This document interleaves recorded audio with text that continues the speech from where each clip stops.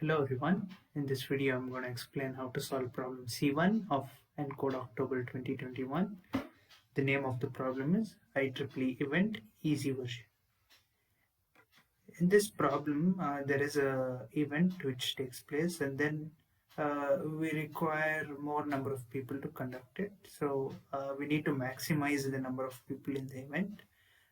So we can accommodate two groups where each group does not differ by a number more than one. So what happens is there are n persons and each of them have a group number which is allocated to them, and then we need to find two groups such that the sum of their uh, frequencies is the most, because we need to have more number of volunteers. So then sub-array of an array is an array which is formed by removing some number of elements. That means we can have, for example, in this array, we can have 4, 4 and 3. So that is one of the possible ways. We can also have 2, 1, 2 and so.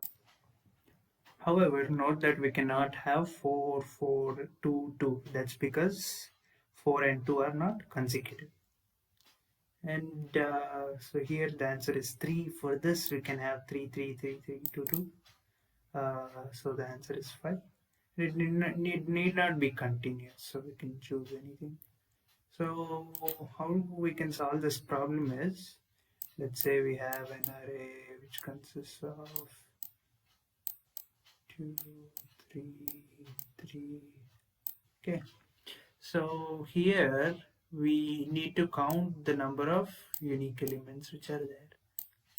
We can count using a hash map, or we can sort the array and then count it using a for loop. We can run a for loop and then it'll count the frequency of each element. So 1 appears 2 times. The frequency of 1 is 2. Frequency of 2 is 3, and the frequency of 3 is 2. So once we have these elements and frequencies, we can check whether there are consecutive elements. If there are consecutive elements, we need to check whether the sum of their frequencies is the maximum one or not. And then let's say we don't have consecutive elements. Let's say we have something like 1, 1, 4 and 6.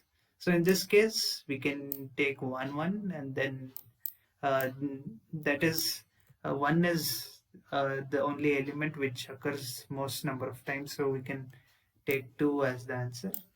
Here it will be 5. We can either choose this or this. So that is how we solve the problem.